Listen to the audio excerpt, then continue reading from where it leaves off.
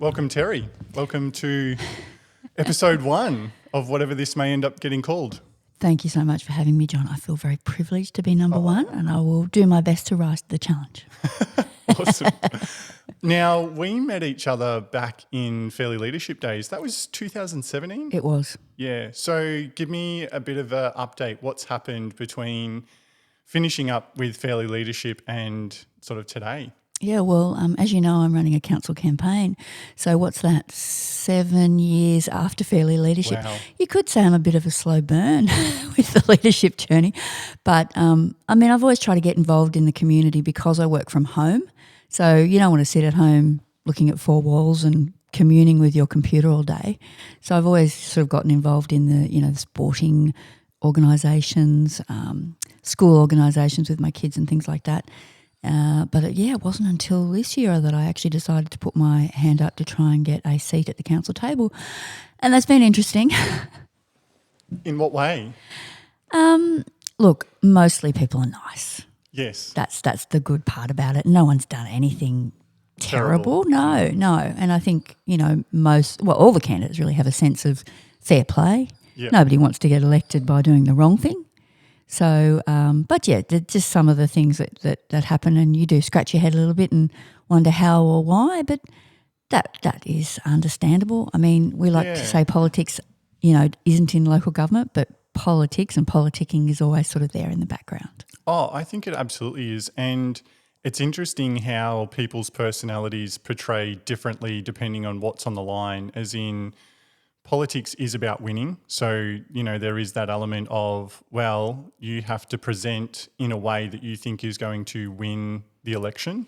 Yes. And I think we have seen that over the years in our local politics, whether it be federal, state, or even local council politics, is everybody is trying to win. But I think where the world seems to be going, and I'm interested to get your take on this, is that, kindness, authenticity, and actually voting for people who have the best interest of the community at heart. I think that's where we're going. Is that the feeling that you're getting running this campaign? That's interesting. That remains to be seen. We certainly saw it with the election of Anthony Albanese, or the way he tried to present himself as, different to, previous prime ministers, previous leaders at that level, that he was an approachable guy and that he wasn't going to run down his opponents. Mm-hmm. I haven't seen any direct running down of opponents in this campaign, which is good. Mm-hmm. But I think that's a smart tactic in that you don't want to give your opponents more attention.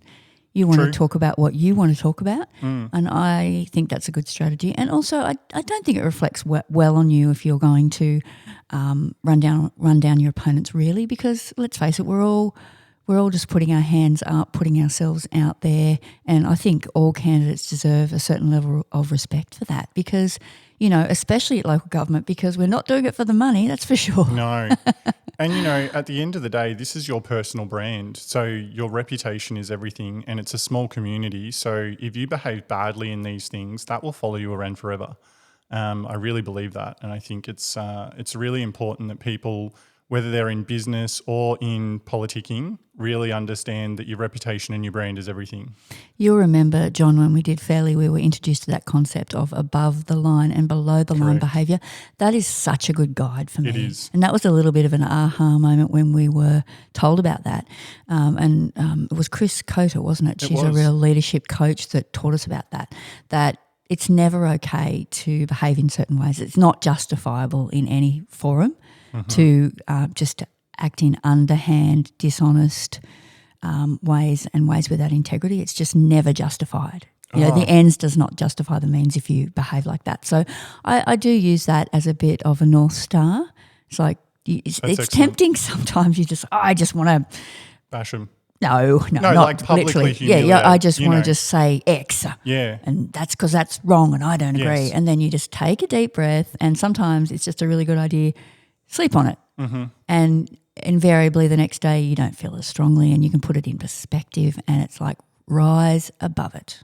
Oh, and always. How good is that to have that ability to even reflect and have the ability to think about things before you do them and not be reactionary? That is it's one of the challenging greatest sometimes. skills. Yeah, it's challenging. It's huge. I mean, from a reputation perspective, I can't tell you how many times something bad has happened in business where the reaction I've had to it has been, okay, well, this is all going to happen for a reason. I'm going to learn a lesson from this and it's going to make me better as a human going forward. And how much that has paid off versus how I see other people in business or even life react, which is like the world's against me, it's all horrible. Yes. Just having the positive mind frame, it means that you're invincible because no matter what happens, you're always going to find something good to come out of it. And I think that comes back to not taking things personally. Correct. And it feels so personal sometimes. And I find that a real challenge, but I know that I find it a challenge. So I try to check myself and be self-aware about that. Yeah. And, it's not all about you. In fact, it's rarely about you. Well, and getting involved in politics really isn't about you, isn't it? It's about the community and what the totally. community. Well, that's a good question. What do you think the community wants in a councillor now? Well, I think they want someone who will listen. I think they want someone who is approachable, someone that they can relate to. I've spent a lot of the campaign, the bulk of it really talking about the community. And then I met some people in the community. I was letterboxing and talking to people in the street and things like that. And one of them said, well, we want to know what your qualifications are. And I'm like, oh, gee, what do you mean? I mean, I'm a journalist. And they're like, what they were getting at is what's your education? So there was some appetite for knowing about my background. And then I actually did a social media piece particularly around that. Yep. But it's a little bit uncomfortable to say this is me and let's talk about me because, like you say, it is about the community. But then people do need to know something about you. So, I agree. I think being a voter, being somebody who looks at leaders in my community who I would want to represent me, I don't necessarily want to know what their qualifications are because I think that means very little in life. Depends on that might be a generational thing. This was an older lady that asked me that. Yeah. Yep, that makes sense. But I want to make sure that the person that I'm voting for is astute, that they can see detail, that they can represent the community in an honest and integral way. And God, when we did Fairly Leadership and we went to Canberra and we saw the way our politicians at the highest level behave. Yeah, it's not really even acceptable in a schoolyard. It's not. And I really hope, and I'm such a big believer in humanity, and I really think we are starting to get to the point where people actually care about who they vote for. It's no longer just a popularity contest. Like, I know you very well, and if I lived in your area, I'd vote for you. But if I knew you very well and didn't think you were the right person for the job, I wouldn't vote for you. Of course not. Well, do you know what I mean? Yes, but it's good to hear that you're actually kind of thinking about it and engaged. One of the challenges I've had in this campaign is getting people to care at all. Well, what makes a young person who's really got no problems that are directly relatable to council even interested in politics? Yes, and I see that with my son. I've got a 21-year-old son. Ultimately, he was looking for younger people to represent him. Yep. And why do you think that's important, that young people think young people can represent them best? Because there's a really different value set there. And I've listened to a really interesting demographer whose first name is Simon and whose last name I'm forgetting because it's I've seen German, the German guy. He's yeah, excellent. He's amazing. Yeah. And he really explains so well, why do the baby boomers value this? Correct. Why does Gen X value this? And it really, we have lived in different times. So one example of that would be the younger generation that my sort of the 20-somethings belong to, they seek meaning from their work, whereas the previous generation was really seeking the money to buy the house to build the sort of that the kind dream of home. Yeah, so there's just different things motivating them, and I think in looking for someone of their generation, they're seeing a similar value set. And that, I guess, then it does come down to values, possibly more for the younger generation than the older generation. It's so interesting, and when I think about the demographic and how they've broken it up into wards, it's going to actually make it really difficult for young people to know who to vote for, because no longer can they vote for the young person. They have to vote for a person within their ward who they feel best meets their needs. Yep. So that alone, this twist in council voting this year, I think is going to be a really interesting thing to see how our councillors get voted in and who gets chosen or who misses out simply because of a rule change, because I think it can have a huge impact. Yeah, I think the general consensus is that people are not in favour of this ward system. But, you know... For that reason, do you think? For the fact that, you know, as a voter in the past, you would get to choose the top 9 favourite people and then put them in, 1 to 9 and then so on. Now you're getting to choose one person. So, yeah, I think the consensus was that it's really changed the game this year. Definitely. And maybe not for the positive. Yes. But, I mean, we're stuck with it and we can advocate for a change in the future. That's true. Yep. Yeah, I think I really want to pinpoint down on the community and especially maybe the Kialla ward. What do you think? You've done the work, as in you've gotten out, done the letterbox drops, talked to the people, like you've put in 110%. And I know your character well enough to know that if you're going to run for council, you're going to take this very seriously in the right way, as in take it seriously. I want to understand the community's needs, so that when I get elected, I can do the best job possible for the community, not just what Terri Cowley thinks, but what the community wants and needs. That is a challenge. It is a challenge. So how do you go about that? So navigating the two things, or trying to find out what the community wants and needs. It's funny because when I started this campaign, I thought, I know what, I know what the issues are, and you can go so much deeper. And I guess my sort of central thrust has been about, there's a lot of housing development in Kialla Ward. It's like every day almost there's a new house being built there. So how to keep up with the services and infrastructure for a growing area. That's been my central thrust. There's been a lot of talk in this campaign about we need to get back to basics. It's about roads, rates and rubbish. And as I said at a candidate forum the other night, it's never been just about roads, rates and rubbish. I mean, council has 120 services. It's so much. Incredible. And if it was just about roads, rates and rubbish tomorrow, the following day everyone would be up in arms. They'd be asking, why don't we have libraries? Why don't we have immunisation for our young children? That's just the list goes on. Incredibly simplistic, and it's almost an offensive sort of line. Get back in your lane, council. That lane's fairly wide. Yeah. I know that there is... some people who think that council strays, from its core responsibilities. But I think it's just a matter of listening to the community. If the community brings you an issue, just take it on a case-by-case basis, listen. And it also, people will say that's in the realm of state government or that's in the realm of federal government.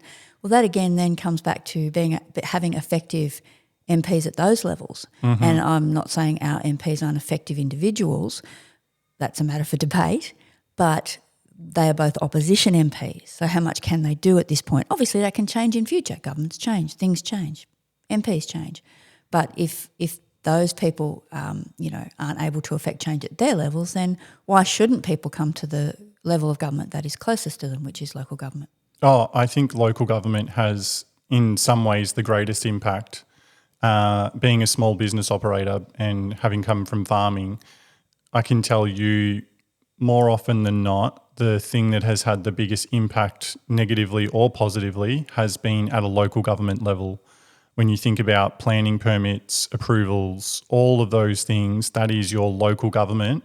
Sure, it might be dictated by a state law, but at the end of the day, the cooperation of your local government is far more beneficial from a growth perspective than any other level. So the impact on business, I think, can often be underestimated. It's huge. Yep. It's enormous. Yeah.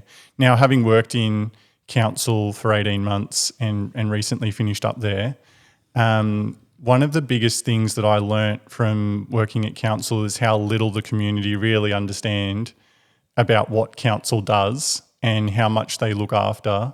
I don't know Shepparton Council as well as what you would, but for those who don't potentially have had that experience of working or understanding council, how would you best describe the role of a councillor, as in an elected member of the community, versus the CEO and the staff and the organisation? Well, I mean, the official on that, of course, is that the CEO and the staff are operational and that councillors are strategic. So the council does appoint the CEO, of course, but beyond that has no power to appoint staff. And, you know, that's why you've got to be very careful about what you articulate in an election campaign. So some people are unhappy that our red bin collection has gone to fortnightly, for example. Well, I can't stand up and say, I'm going to make it weekly. Well, apart from being a strategic role of the councillor, I would be one of 9 councillors, and I would need at least 4 others to support me on that. So you have to be very careful about what promises you make. In fact, promises should be around your value system rather than around what sort of operations you can change of the council. So, I mean, you know, councillors work 20 hours-ish a week or so. I guess it's however much they want to put into it. And the staff are there every day, actually, at the coalface, peddling in the background, making everything happen. And of course you can have some impact on that. You can put notices of motion forward if you have, and you can be talking to the staff all the time. And there is, you know, a day a week of briefings, and I think a lot of that toing and froing happens behind the scenes on those sorts of days. But it is a strategic role, and it's about like what kind of a community do we want to have? It's those broad brush strokes. And of course that's achieved by all those little operations that happen every day by staff. But you can't make piecemeal changes.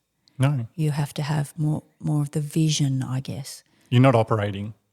Yeah, it's non-operational. And I think a thing that I really saw, because, you know, my experience at Moira Shire was quite interesting, starting with CEO and councillors and then going through the review and that paper being released, and then having an administrator and then having 3 administrators, having interim CEOs, and then finally getting a permanent CEO and a permanent 2 administrators. Wow, That's a lot. It was such an interesting journey. And I have to say everyone throughout that whole process was, from my perspective and my experience, was professional, courteous, empathetic, all of the great things that you would want to see in great leadership. I saw exhibited in incredible ways, given the circumstance was so stressful and high pressure. I felt as if the process could not have gone much better than it did. In hindsight, you would always, you know, have the ability to change things, but given the circumstances, everybody behaved so well. I'm happy to hear that. Yeah, I was really impressed. I do hear also about when councils get administrators in, that things get done much more quickly. But, you know, I guess that's because it's one person making a decision rather than having to debate things, and debating and talking about things and transparency and communication and all that. That's democracy in action. So it's not like I would ever wish for an administrator, but it's interesting that it can be a faster process. But speed isn't everything, that's for sure. Well, we might disagree here, as in yes and no, as in you can make a quick bad decision, but you can make a quick good decision. And I think, well, this is more in business perhaps than politics, but as long as you have the ability to undo a thing, then speed is everything in my opinion, because all of the greatest things I've learned is in doing, as in I'm going to try this, but I'm going to try it in a way that if it doesn't work, it won't break everything. It's interesting, isn't it? Often your first, like I see this with I'm an amateur photographer. So I'll go and say, I'm going to take a photo of that great waterfall or whatever. So I'll run up and I'll take the photo, and then I'll take 15 more. Yes. And I invariably go back to that first shot. Interesting. Yeah, that's really interesting. Happens over and over again. Yeah. It's that natural sort of, what will you naturally do? And then perhaps you overthink it. There was a book about tennis, and it was such an interesting book, and it talked about how this coach believed that by helping the person he was coaching not think he could get better performance.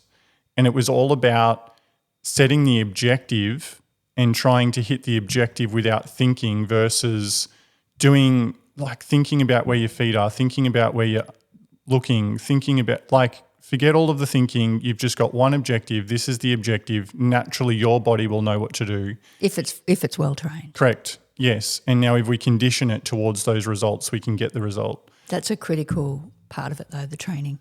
The yes. practice. Yeah, I think it is. And well, isn't that so true just in everything in life that well, this is our first podcast. Well, it might be rubbish, but do you know what? If we don't try it. Speak for yourself. Yeah, right. But as in if you don't try things, then you don't get to learn from your mistakes. Yeah, and don't wait until you think you can do it perfectly because that day will never come. Never come. Yeah. No. Yep. Is there anything else you'd like to talk about when it comes to council and elections? No, let's talk about personal stuff. Great. Cool. Sounds good. So, well, actually, one question I do want to ask before we move on is your background is in journalism. Indeed. And way back in the day, you did a little story about Cactus Country. So I did. Thank you very much for that. Really appreciate it. Outback Magazine, go buy one. Yeah. And, it was a while ago. And so what I was really intrigued about asking you was how do you think those skills and that experience of journalism applies to, running for council, and if you're elected, how do you think it applies to the day-to-day of the role? Yeah, I think being a good communicator is helpful in almost any situation. And in terms of the campaign as opposed to after the campaign, I think I've been quite effective at reaching people, talking to people authentically because rather than having other people talk for me, I guess I've had that confidence to say, here's what I think or here's a story I'm going to tell you. And John, I don't know if you have caught up on my social media in relation to Ray-Ban Guy. No. I better tell you Ray-Ban Guy story then. Okay, so there was a little bit of mischief that happened with signs going missing, not just mine, everyone's been through it. I saw this. You did see? Yes. So what did you see? I saw the post where you said he rang up, he apologised, you met him for coffee, and having a son that was a similar age, you found it relatable. Yes. And I think the empathy and the compassion that you showed in that post was really valuable. Yeah, look, I wasn't as calculating as that. Like, I want to show my empathy and my compassion. No, but that's what came through to me. Yeah, well, that's good. Yeah. But literally that first post when the sign went missing and I said, and we went back to replace it and the Ray-Bans were there on the ground, I thought, oh, God. I suppose I would have thought, what an idiot. Yeah. I guess. We all would have, come on. Yeah. And I had a bit of a chuckle to myself and put them on and say, contact me. Never did I think in a million years that he actually would. And the way he did it was so kind of cute. Sheepish. It was like if the person talking third person, oh, it's not me, because I was using his actual name, and he just said, "Would you give them back?" And of course, I immediately said, "Yes." I mean, what do I want them for, really?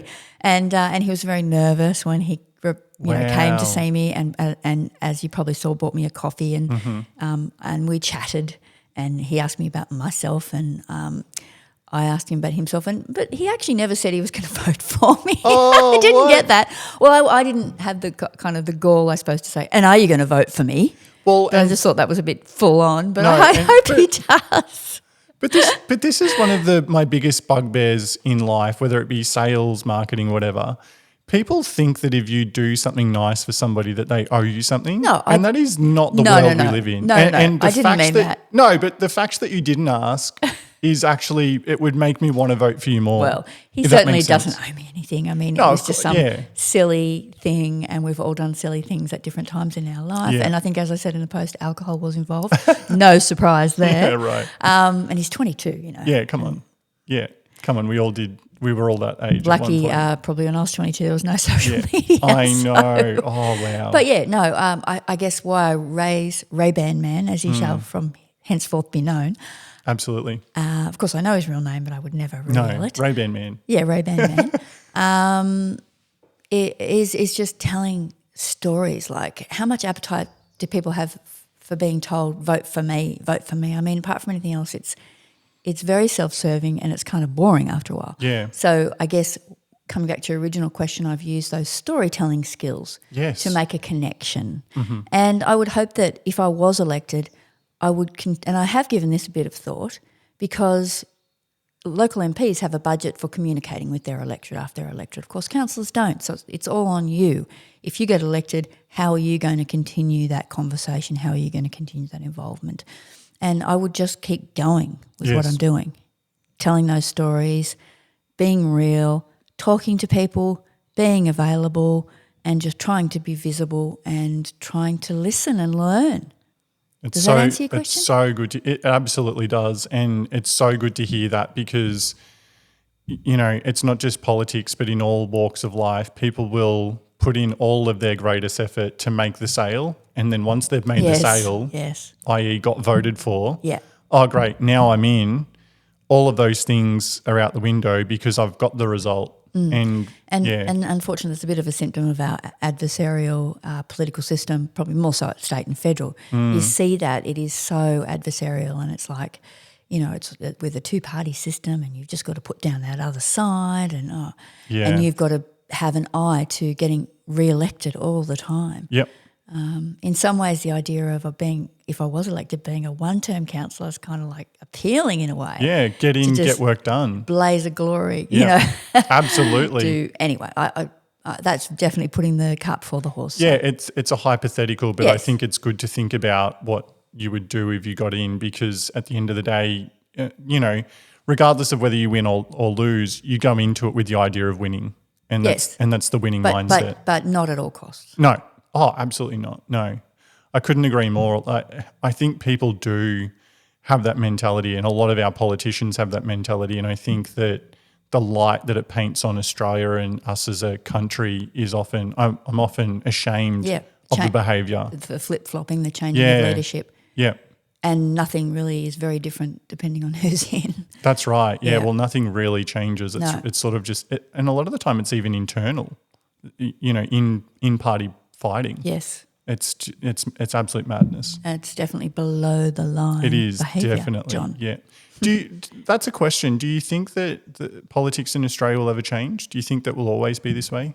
Well, we've seen attempts, like we've had parties like the Australian Democrats make a bit of a dent. We're seeing the Greens make little dents in some places. Look, never say never. There's always an opportunity for some other party, but I think it unfortunately, fortunately, probably does have to be a party, because we're seeing these teal independents, you know, rise, for example, but then they're almost acting like a party now too. Yeah. So you need groups of people to get things achieved. Yeah. And I guess that's what a party is. I had this like little dream world that I was building in my head, and especially around the time Rob Priestley was going to get elected. And my little dream world was, imagine a world where independents form a party. So it's... Then would they be independent? Well, they wouldn't be, but as in from the perspective that they have the best interest of their community at heart, but they're also willing to collaborate and work with other communities in order to achieve what's best for Australia. And I'm sure that the major parties think that that's the line that they want to toe. But it hasn't been our experience in regional Victoria, from what I've seen anyway. I think the general level of apathy and lack of engagement means that certain types of people, certain numbers of people will go to a party because they think they know what that is. I mean, I saw this play out, like some of my family lives in Sydney, and one of the Teal independents got up in the federal seat that my mother lives in, for example, which I was shocked about, because when I grew up it was pretty conservative, middle class, and to see that shift towards that was really interesting for me. But my mum is a little bit iffy about it because she doesn't really know what it is, what this woman exactly stands for. And, I mean, that's then on that MP to, you know, communicate. But she does a lot of her communication by social media, for example, which my mother isn't on. So I think you need to – it can be fear of the unknown sometimes, and parties have a brand, I guess, that people do know, love them or hate them, they know what they are. I mean, we essentially know that, you know, very simplistic terms: Liberal, business, Labor, worker, National Party, farmer. Right, that's very simplistic, of course. But that is at the core, certainly of their origins. People know what that is. Yeah. So whereas again, as I said, fear of the unknown with new people. I've got this. As you're speaking, I've got this thing going through my head, which is like the big water issue that we have in our region. We've got one of the greatest food bowls in Australia, and politics is actually pulling water out of our region, and it's politics that is to win an election, and it's these politicians that are based in cities that don't have their finger on the pulse as to the real situation of our communities, that make decisions to get votes that then affect a whole food bowl. I wouldn't say they don't have their fingers on the pulse. I think they know exactly what they're doing. But they're doing it purely for votes. Yeah, they're catering to the people that will support their supporters. Yeah. And they think that areas like where we are right now are never going to vote Labor anyway. Perhaps that's what they think. Yep. So why pander to them? This is a bit of a symptom of our adversarial political system, isn't it? Yeah, it is. And I think a real misunderstanding of what regional Australia is really about, because I think that the picture that gets painted of people in regional Victoria is one of country bumpkins who are uneducated. And I think if people were to come here and see the humanity that is in our farming and agricultural industries, they would be blown away by how close it is to what their values actually are. Yep. As Greens, as people who believe in environment so and much nature. more in common than Absolutely. what we don't. But then I think you have to be careful not to fall into that adversarial trap. And now, has Tanya Plibersek, for example, have we asked them to come here? Have we extended that olive branch? Have we tried to build a relationship? I'm not saying we haven't, but I'm just asking that question. Yeah. That is really important. Don't sort of, she doesn't care about us, so let's actually play politics as well and say bad things about the government. Well, I don't know if that helps anything either. Well, it doesn't. And, somebody who I spoke to about this who has the ability to have an impact, and I won't name them in case they don't want me to repeat what they said, explained a situation where they had an opportunity to meet with the people who have the most impact on this decision, and that the people in the room, surprisingly to him, were more interested in voicing their opinions than asking questions and understanding how we could best have an impact on the issue. And I think that's a really interesting part of our politics going forward, and this is at a councillor level. Can we find people who are less interested in being heard and being popular and more interested in actually getting results? Strong leadership without fear or favour, yes. Yeah. It's definitely something to aspire to. I think so. I love these conversations, and I'm sure that people will listen with their own opinions and be furious that we don't have theirs. But at the end of the day, I think that we're so lucky to live in Australia where we can all have our own unique opinions and perspectives. And I think talking about these topics that are sometimes hard is actually how we grow and how we find the best, where the middle is. Yeah, and I think that's where the apathy comes from too, because most of us are reasonably comfortable. We haven't been in a country where we've had to put ourselves on the line for our beliefs. Correct. And as you say, we're very lucky. Super lucky. Yeah, I've been fortunate enough to do a lot of travel to places that don't have what we have. And yeah, every single time it's a wonderful reminder of, as bad as Australian politics can seemingly be at times, we are just so lucky. Agreed. Yep. All right, well I reckon that's a good place to finish it all off. Unless we you never wanted got to the personal stuff. Well, that's true. Well, let's do a whole new podcast on personal stuff. So I don't know. You ask me a question. Let's flip it. I could say something like, what was it like growing up in a cactus garden? But you are very good at communicating all of that. Do you know what? That's a really interesting one, because I think as of recently I've started to try and tell my story a little bit more. I think a lot of people potentially misunderstand what my upbringing was and sort of how I got to where I got to.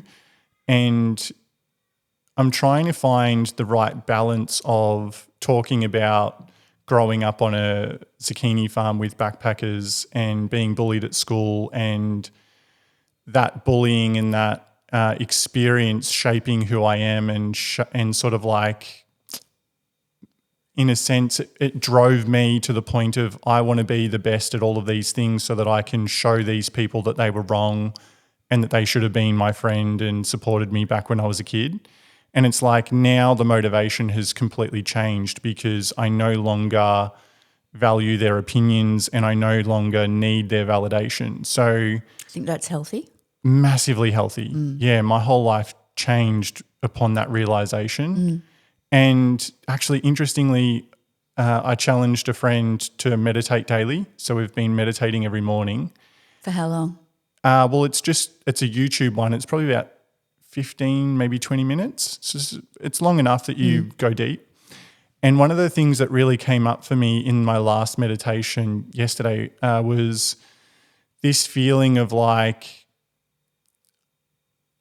that pain and that suffering that I went through as a child actually shaped who I am today. Of course it would. And that if I hadn't have experienced that, then I wouldn't be who I am.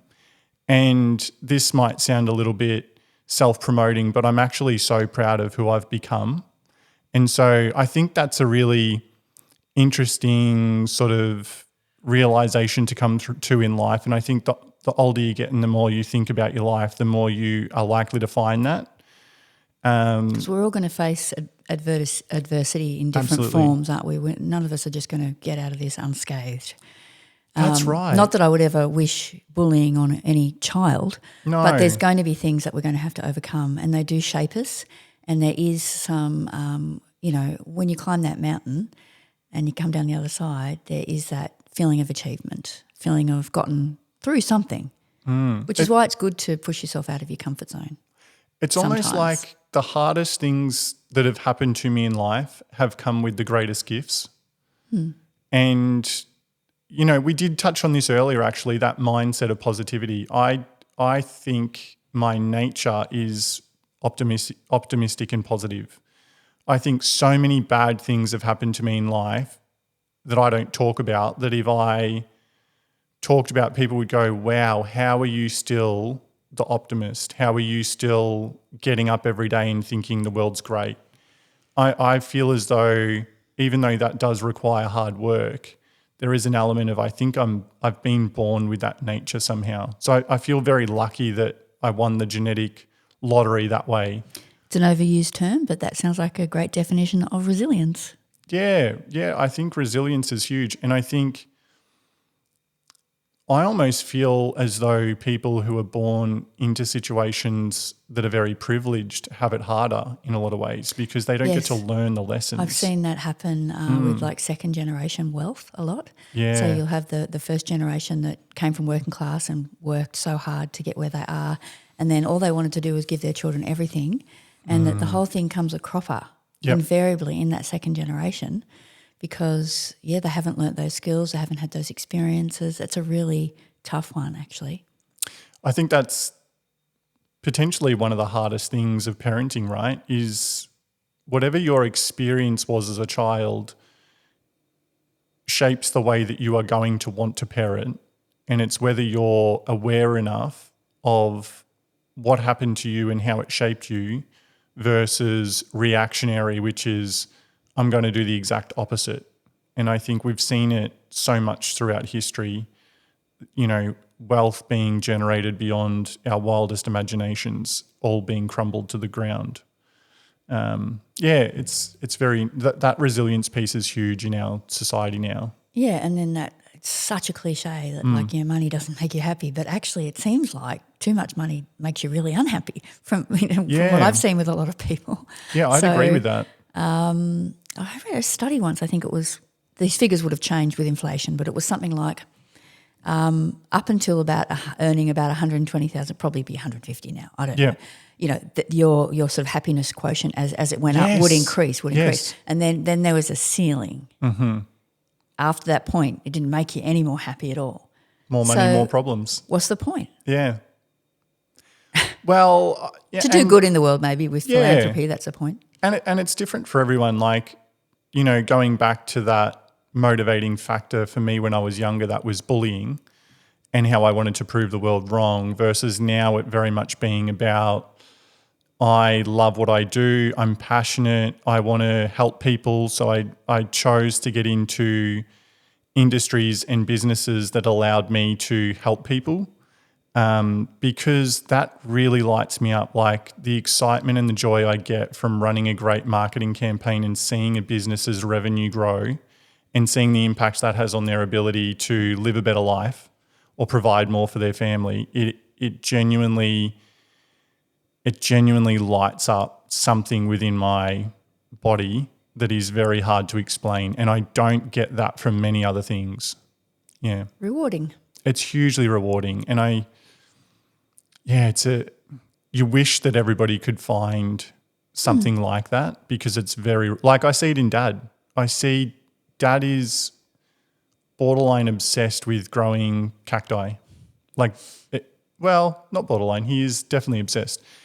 He's trying to create tall growing cacti with coloured flowers, which is almost impossible. They're all white. And it's just so fascinating. At 73, he is working harder than he's ever worked in his life. And he's got that passion. He does. And it's totally alive in him every day. Like he could be sick and not well and not healthy and still want to push his body to the limit of what it's possible to do because of his passion. And, that's another thing that I think has really shaped who I am today. Like seeing Dad work through extreme pain and seemingly like enjoy it. It's something that shaped me in a way of like, when things get really hard, I've got that ability now to push through and realize that it'll be okay to go to the other side of it. And I see a lot of people who don't have that, who maybe didn't grow up seeing that model. Yeah, I mean, different people will respond to different situations differently. Yeah. I guess it's important. What's that age-old thing? It's like don't judge. Twins had a dad who was an alcoholic, and when interviewed later in life, one didn't drink at all and the other was an alcoholic. And their response to why did you choose not to drink or why did you choose to drink was exactly the same. Well, I grew up in this environment with my dad being an alcoholic. Why would I have chosen any other way? And it's interesting how we can either be in the blame mindset or be in the acceptance mindset, isn't it? Yeah, and we can transition from one to another as well. Yeah, absolutely. Yeah. Your turn to ask a question. Yeah, no, I was just trying to think of one. Because this is so much fun, because we did Fairly Leadership together in 2017 and we've had contact on and off. But I'm really intrigued, like the editorial stuff I think would be so fascinating, as in like who is somebody that you've interviewed in life that was the biggest surprise, either good or bad? Gosh.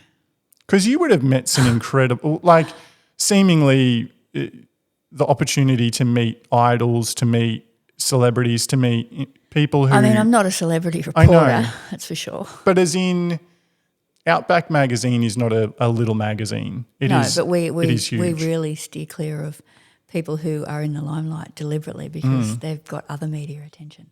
Yeah, but I'm just imagining like it could be big farms. Okay, or, I will tell. This isn't Outback actually. This was through 1FM, and I don't want to say the best interview or anything, but it was an interview that really meant a lot to me. Great. And this was when I was doing this sort of, I was calling it backstory. So I was getting people. You might have been one of them, but anyway, many people you knew would have been in that series. I'd just basically get an hour and I'd sit down with people and they'd choose songs they wanted to play, and I'd ask questions like, tell me about your biggest challenges.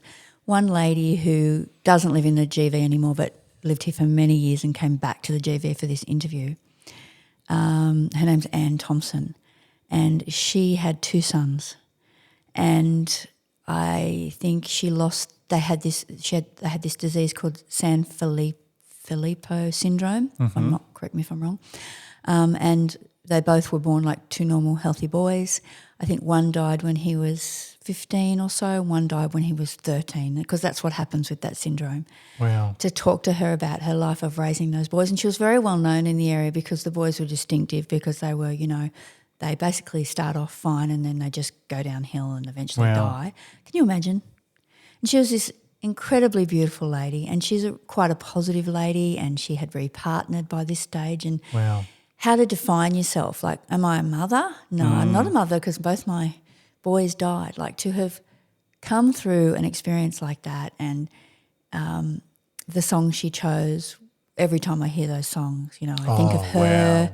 And it was an ABBA song about dreams and angels and, And it makes sense. And I just, sometimes you look at someone like that and you think, what have you got to complain about, really? Totally.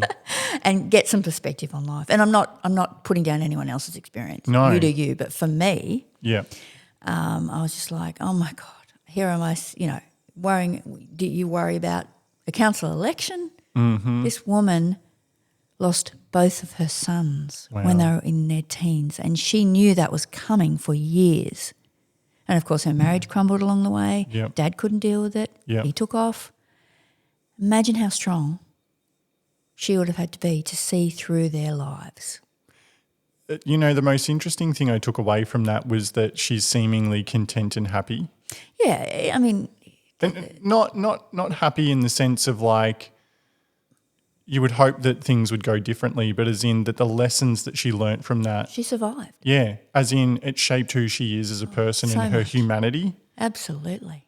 What an incredible story. Not many people can do that, can they? Not many people can survive it, but to come and talk about it publicly and to have other people take strength from that, I mean, it might seem like, it's definitely those sorts of stories that motivate me, not talking to Cheryl Ladd, for example, who I did once. I don't even know who that is. You probably don't. One of the original Charlie's Angels. Oh, wow. Okay. Another person I spoke to, famous, was a guy called Andrew Sachs, and you won't know his name either, probably. Nope. But you've heard of Faulty Towers. Oh, yes. Manuel. Yes. That was Andrew Sachs. Oh, he's so the best. There have been a few little famous type people like that along the way, but that's not something I've ever chased. No, I don't think you chase it, but I think it's interesting how these things find you. And I guess one aspect of me asking that question was like, was there somebody who, they always say don't meet your idols, as in I think a lot of people think that meeting their celebrity will be the greatest thing that ever happens, but often it can be the worst. Yeah. That was a little bit the case with Neil Murray. Don't know him either. Am I getting his name right? Might be having a mental block. Anyway, it doesn't really matter what his name was. Probably best if I don't mention it too late now. Singer. He's you should check him out. He's written some real seminal Australian stuff, like Good Light and Broom, The Lights of Hay, things like this. And poetry, really. And he was coming to the grain store at Nathalia, and I interviewed him, and he was very random. Let's just leave it at that. Okay, got you. Yep. So, but sometimes people can be incredible artists, but that doesn't mean they're great conversationalists, and that's fine. Yeah, there is something there, isn't there? Like people who are generally very creative do have a different perception of the world. They are. Yes, they are different. Yeah. Yes. I find that interesting as well. I think because I'm so self-aware, because I think so much about what I'm going to say and how it'll be perceived by other people, I find it very fascinating when people don't. And don't what? Don't think about how what they say will affect other people. Okay. Yeah. Affect other people is one good thing to think about. Yeah. But worrying too much about what I think of you is... not over-worrying about how, we all do to an extent. It's a human nature. But there's you've got to keep that in check. You do. I think that's a really good point to make. I definitely started in the overanalyzing side and moved slowly towards another perspective. But I think some people don't have it at all. I try to have it, but like in the context of like an election campaign, it's really hard because you'll say, well, that person's not supporting me. They're supporting that person. Yeah. Why aren't they supporting? Why? you know, and it might be just they never even heard your name, for goodness sake. Do you know what I mean? Yeah. Like, so again, coming back to not to take things personally. But you know what I mean? Like sometimes you meet people and they're downright rude and they seemingly don't have a filter on how they communicate with people. It's this is who I am and that's what you get. And then, you know, to relate it back to that creativity piece, it's almost as if you have that creativity that it, because you're so strong in that area, that it seemingly creates a weakness in another area. Possibly. And I'm not sure if it's just because you just get so obsessed with the thing that you need to create that you don't pay attention, or whether it's nature and nurture, but it's I find people to be very fascinating in how they behave and how I can almost meet people now, and I've met so many people in life through hiring backpackers as, you know, in my 20s, that I can almost meet people and really get a quick read on whether they're going to be a good human or not. Yeah, it doesn't take too long. No, well, but some people don't seem to have that ability. Or maybe they're not interested in it. Yeah, well, that could be really true too. Yeah. You still haven't asked me anything personal. Like, for example, you could ask me, why am I wearing this shirt? It's not that personal. What is Golden Valley Crocs? So I went to my wardrobe and I'm like, if you're going to be filmed, they always say, don't wear like crazy patterns or stripes. Okay, wear strong, bold colours. And I don't have much, to be honest, because I like all that kind of stuff. Great. So I got out this shirt, which I possibly have never worn before, and it says Golden Valley Crocs. This is an adult swimming club in Shepparton that I was part of once. So I thought, well, why not give the Golden Valley Give them a shout out. Crocs a shout out. So they still operate. They're very active. I do consider myself a swimmer, but I'm not swimming at the moment. I just can't fit it. It's an early morning thing. Aren't you a massive CrossFitter? Yeah, but that's I do that usually at 9:30 a.m. Right. Oh, I thought it was early for some reason. No, you could if you wanted to, but I'm still fairly focused on my youngest. He's only 14. I like being there in the morning for him. That's good. So I don't. Maybe when he finishes school, I'll get back to swimming. But I have enjoyed my time with the Golden Valley Crocs. They're a great group, but can't fit it into my schedule at the moment. Yeah, no, that's totally understandable. On the CrossFit side of things, that's a really interesting community of real go-getters. Like I've tried CrossFit and burnt out because I just couldn't keep up, essentially. But how have you found it? You love CrossFit seemingly. Yeah, look, I've had my ups and downs with it as well. I've been doing it for about 7 years now. And basically that's my routine. Yes, there are things that get in the way and it doesn't happen sometimes, but generally that's my routine. First thing I do after I take my youngest to school is go straight to the CrossFit gym, where I'm usually surrounded by a whole heap of fantastic women who I socialise with and who are great humans and who none of us take ourselves too seriously. That's we have the our best. Good days, we have our bad days, our days when we want to really push ourselves, our days where we really don't want to, but we turn up. Yep. You know, and that's the first thing. Yeah, for sure. You have to turn up.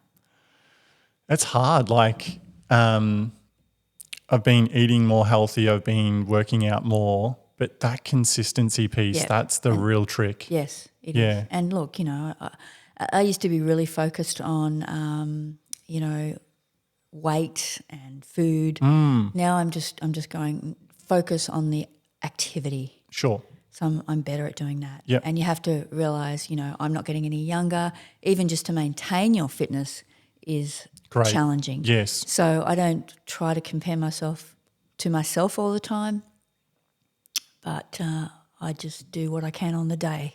I love that. Yeah. Yeah. But I really enjoy the weightlifting. Just keep turning up. Really enjoy the weightlifting aspect of it. Yeah. It's strengthening, it's confidence building. Yeah. Yeah. There's something about picking something heavy up off the ground that just like is a real, what do you call it when you get like a workout high almost? Yeah. There's an adrenaline aspect to it.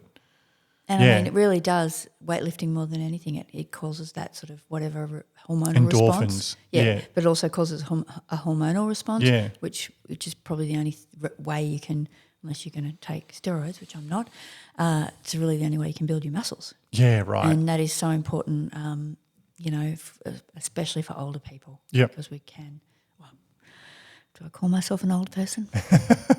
I wouldn't. Thank you. You're very kind. But you know what I mean? Like, it doesn't really matter what age you are. Trying to build that strength is good for you. Yeah, I feel like I'm starting to get into the category of getting older because, you know, when you're in your 20s or even your late teens, you look at people who are in their 30s and you think, oh, my God, they're ancient. And then you get to 30, which you think is this dreaded number where life ends, and you realise, oh, life is actually just beginning.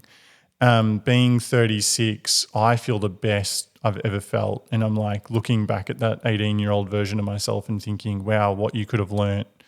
But, you weren't ready at that point, nor was I. Yeah. Like, I didn't, if I could have done CrossFit when I was that age, imagine what I could have achieved. But I don't even think it existed, so... But you seem like somebody like me, as in that it doesn't matter what age you are in life, you'll always feel the best you've ever felt. Ups and downs, yeah. Yeah, right. I have had periods where I haven't done exercise. It just hasn't been important. I tend to be pretty extreme. So for example, when I turned 30, that's when I got into Masters swimming, and I went to the World Masters Championships. Oh, wow. Like, that's extreme. You do go all the way. Yeah. CrossFit is extreme, I suppose, in a way, but there's no way I can do competitions. I'm just not good enough. I mean, I could, but I won't, So I just plug away. I like Maybe that. I'm learning to plug away rather than be totally extreme. Maybe I'm getting a bit wiser with that. All right, you want me to ask a personal question? Yeah. What is it like being a mum, living in Kialla, and finding that balance between being the mum that you want to be and also being aspirational towards career, health, well-being? How do you find that balance? I think that must be really tricky. I'm really lucky that I work part-time. I don't work full-time, and I also work from home. So that has been a bit of a gift pretty much since my youngest was about 5. And my kids don't probably know how lucky they've been to have had their mum in the home working all that time. They just take it for granted. There's definitely sometimes, even in this council campaign, I've thought to myself, what am I doing out at this function when I could be at home with my children? I mean, one of them's 21, so that's a little bit of a moot point because he's probably not even at home. But, my 14-year-old, he's reasonably self-sufficient. He doesn't need me to be sitting there. He's probably gaming, Yep. And I think you should set an example, to the next generation about trying to achieve things and trying to contribute. And I checked with them before I did this. Yeah, I right. said, how do you feel about me? Go for it. They just said, go for it. And my husband too, of course. That's amazing. Not that I feel like I need to. I certainly don't ask him. Not permission per se, but it's respectful. Yes, Yeah. and my husband has been such a help in. I mean, he's gone off to Canada now with the boys, which leaving me alone for the last 2 weeks. Fair enough. Yeah. He's probably sick of Campaigning. hammering in signs. Yeah. But to have that person to bounce things off and to trust their opinion is invaluable, and so they have helped me a lot in that way. Yeah. But again, you may be a mother or a father or whatever, but you're still you. You're still got to be true to you. And of course, being a parent does, I guess, impact on your identity and lots of different things. But you're still you, and it is good to have. We talked about this in Fairley, John, because you have your home life, you have your work life. And then the Fairley Leadership Program created that other wonderful door into another space that was neither of those things. Correct. I think you need that other space. Yeah. I do anyway. Yeah. Everyone's different. And CrossFit is a bit like that for me too. Yeah. You go in there and you just told what to do, which is nice. Yeah.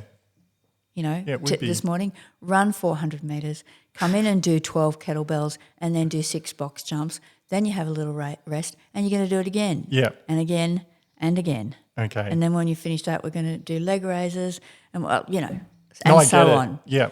You're told what to do, so you don't have to think too much. You don't have time for worrying because you're just trying to survive. Yeah. You're too busy trying to breathe. That's almost meditation in its own way. Yeah, it's definitely mental health. And with this campaign, I could have just said, I've taken two months off work for this campaign. I could have said, I'm not going to do CrossFit during this period because that time's too valuable. But I barely missed a session because I'm like, this is important. I agree. I think I think it's when we start to let go of those things that make us who we are that we can lose our mental health and our mental well-being. Yep. Yeah, for sure. And it gets you off your phone as well. Gets you off electronics. It gets you just into a space with you and your body. Yeah. This is going to sound really unhealthy, but I've actually lately been thinking I should try and schedule one day off a week just to completely switch off, which I never do. I work every single day from most of the time from around 7:30 until 8 p.m.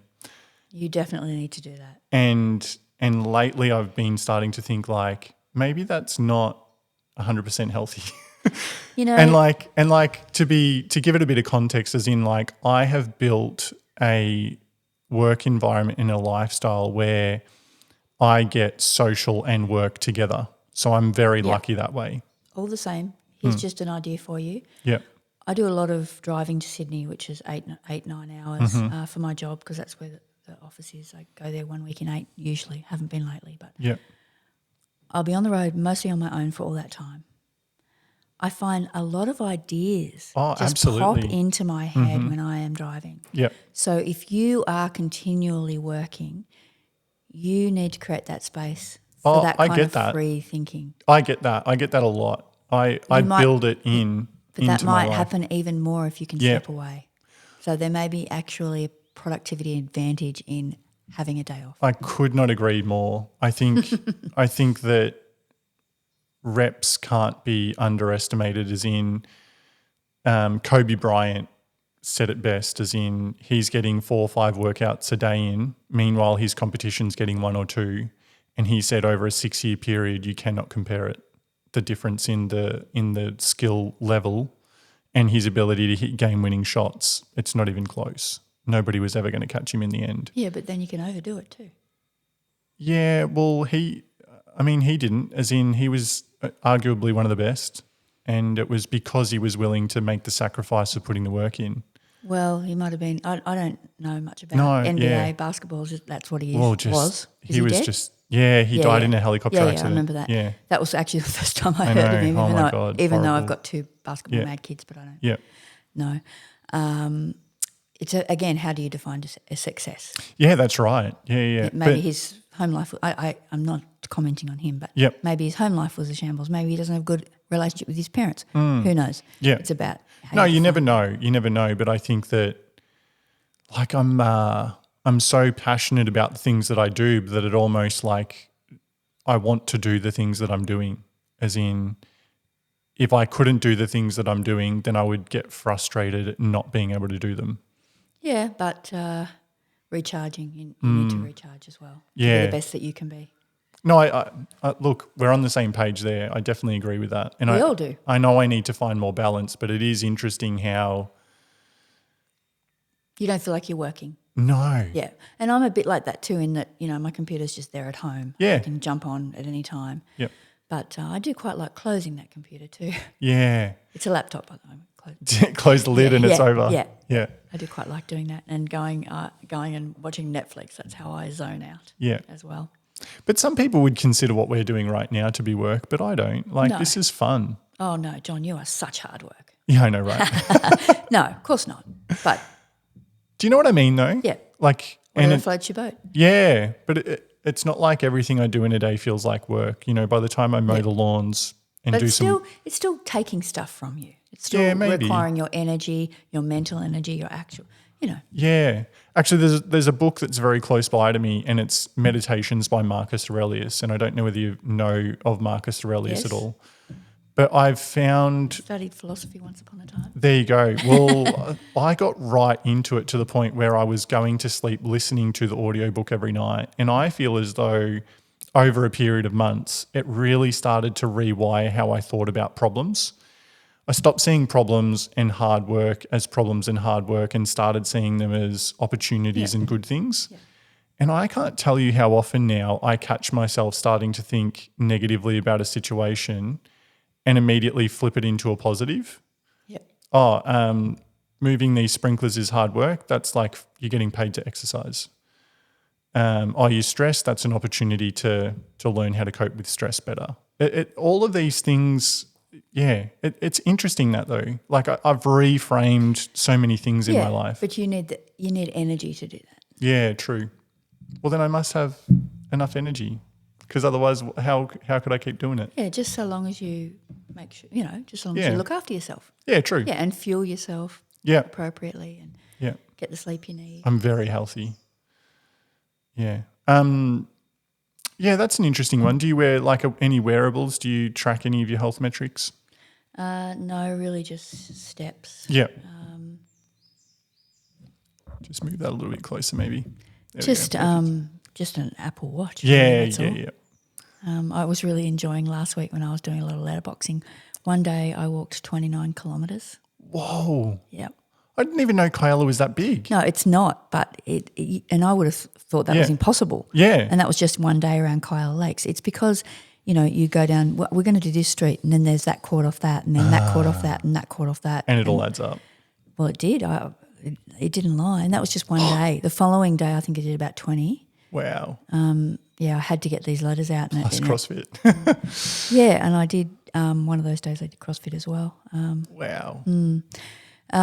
But yeah, it's that I had this goal in mind, and I knew it had to be done timely, had to be done quickly. And so I got 2,500 letters, had to fold them then I had to put them into 2,500 envelopes. Then I had to hand deliver 2,500. I did have help. Yeah, Did have help from family and friends. But yeah, we did it all in a week.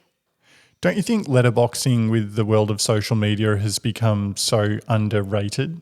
I think it's still one of the most effective ways to get in front of people. Couple of ideas with that. Yeah. People don't check their letterboxes very often. Mm-hmm. Some people don't have letterboxes anymore. Yep. Some letterboxes really hurt your hands when you try to put letters in them. Wow. These steel trap ones that go. Oh, no way. But yes, you would be foolish to just base a campaign, certainly a political campaign, on social media.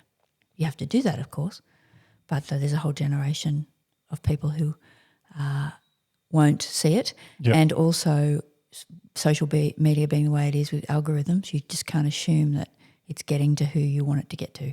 You have to cover other bases for sure.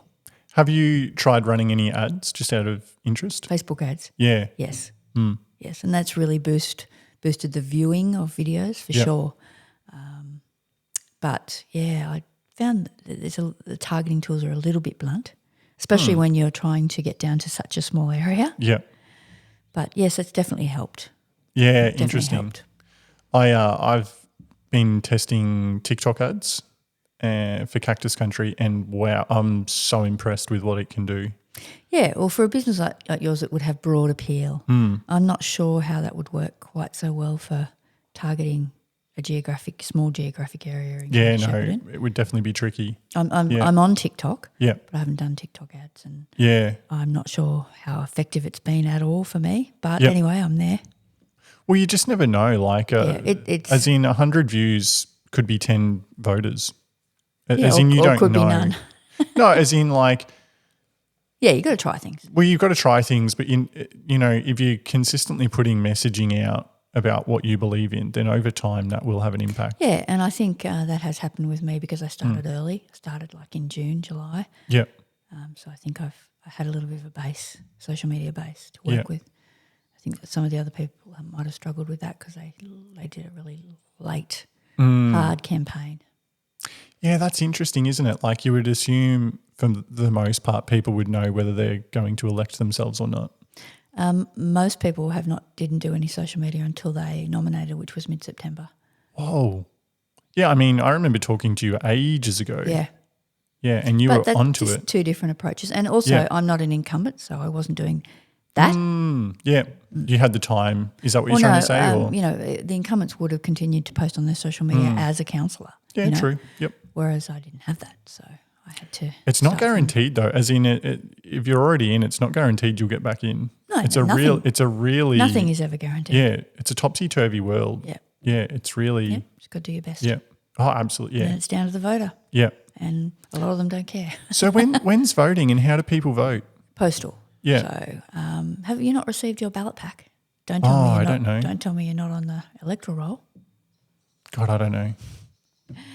And Future John's what were we problem. saying about political apathy? Yeah, I know, but as in... But you're actually not. Well, no, wait, we're under administration, so we're not going to be voting. Okay, so you Yeah, don't yeah. need to. Okay, there's a reason. That explains it. We're all good. So between the 7th and 10th of October, voter packs were sent out and people have to send them back by the 25th of October, which is next Friday. Okay, cool.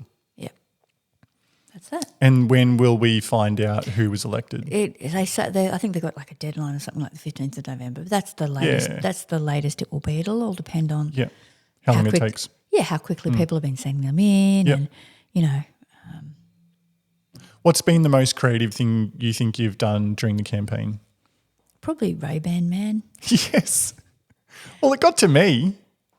You know, I'm not in your electorate, but I saw that and Talking about it stood out. Turning creating an opportunity from something. Storytelling, people still undervalue it. And from a marketing perspective, people still don't understand how powerful storytelling is. I had a lot of people contact me about that one. Yeah. That's, I also did a video with my son just before he jetted off about the basketball stadium because he's very passionate about that. I see his TikToks. Yeah. He does a lot of that.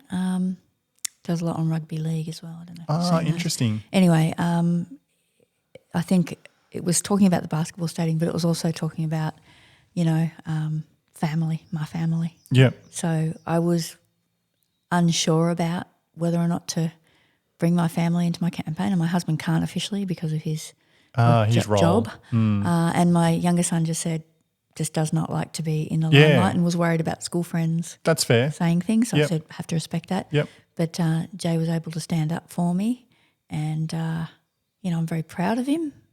Yeah, I would be. He's great. I've only met him a handful of times, but he's always left a good impression. Well, he's a very articulate young man. I'm not taking credit for that. I don't know he's always been. He's very smart, much smarter than I ever was. So I can't take credit for it. So I guess it was nice to have that, and it's just like I guess it shows that I'm in touch with young people. I've got a couple living under my roof. Yeah. And I do value his opinion. I even get his fashion advice. I don't know where he gets that from, but he seems to know. Yeah, what to do. No, I don't wear that with that. No, it does not go. Yeah, I never got any of that. Like, I'm constantly No, asking I've people. got no idea. I can do the basics, obviously. Yeah. And dress myself, but in terms of trying new things, I would never. No, I don't same. know most of the time. I've got a good rapport with my kids. Love them to death. They love me. Still give them hugs and kisses. It doesn't matter what age they are. That'll never stop. That's amazing. I love that. Well, one for the road, John. One for the road? Hit me with something. Oh, the last hard. one. With something hard. Okay. Something hard. I can suggest something if you want. Yeah, please. Something that I actually haven't talked about in this campaign, but which does impact me and my decision-making is the fact that I grew up with a severely disabled sibling. Did you know that? I remember talking to you about this back at Fairly Days. Yeah. Just that idea that, the market cannot take care of everything. There are people who need our help.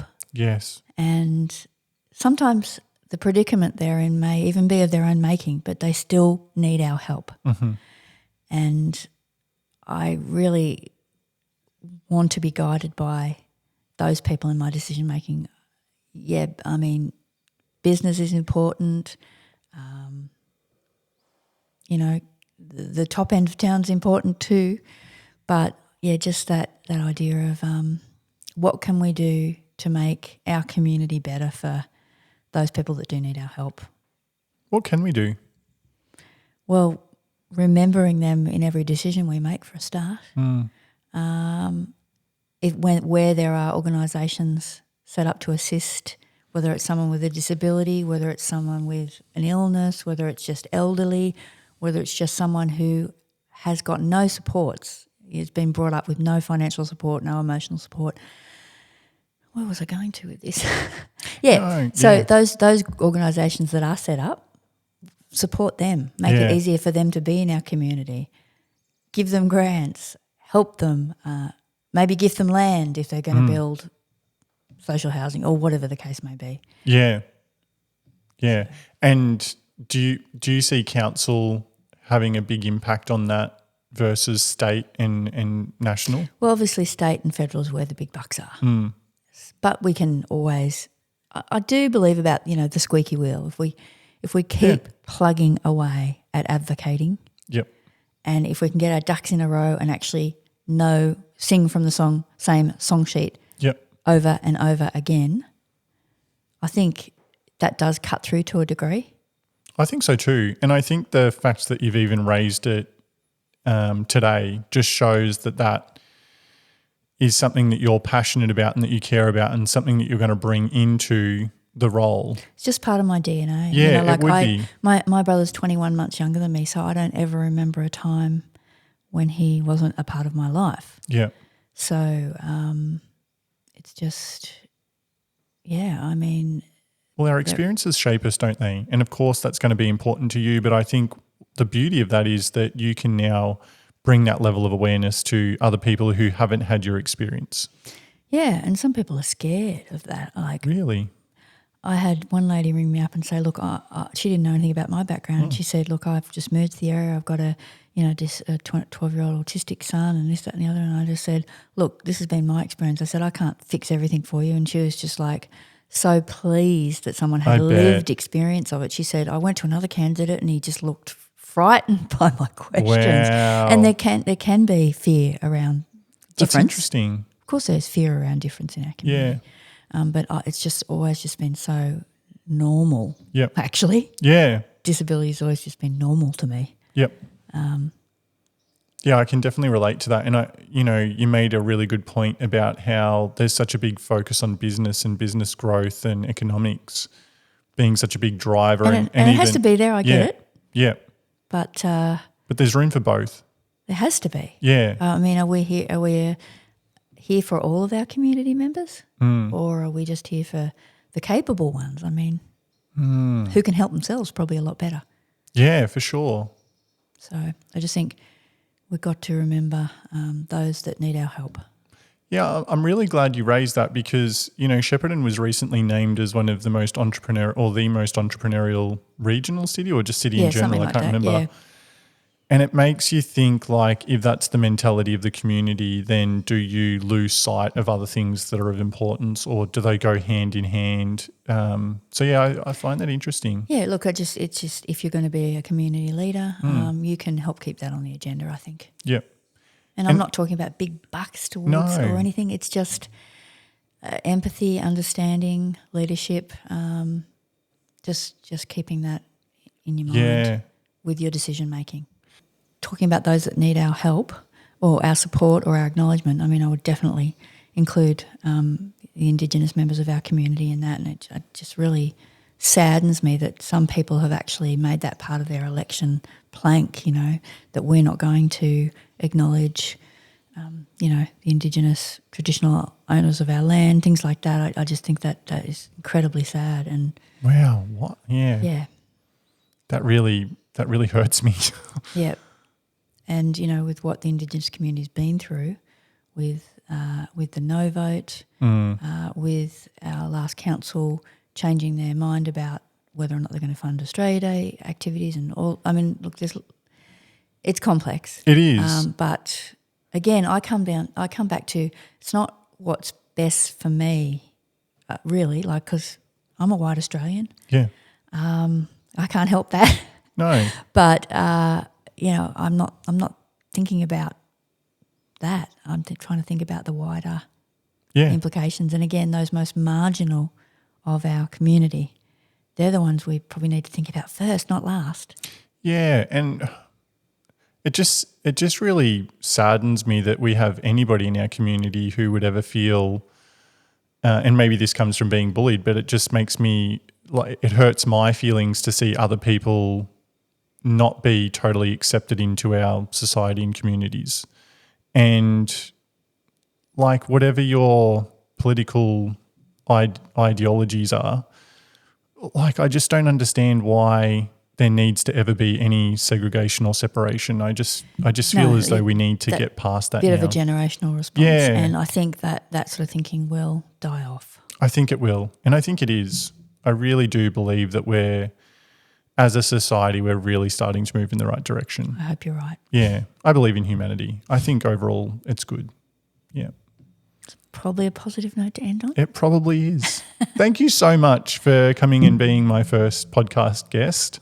As I said, I'm honoured. And we've gone through multiple technical difficulties throughout this, but we've stuck it out, and I can't wait to see how this turns out. And good luck with the election. I hope that everybody who I know in Shepparton who has the ability to vote for you will vote for you, because having known you for such a long period of time, I couldn't think of a better person to elect for council. Well, that is high praise coming from you, John. Thank you. You're very welcome. Thanks, Terri. Have a great day. Thank you.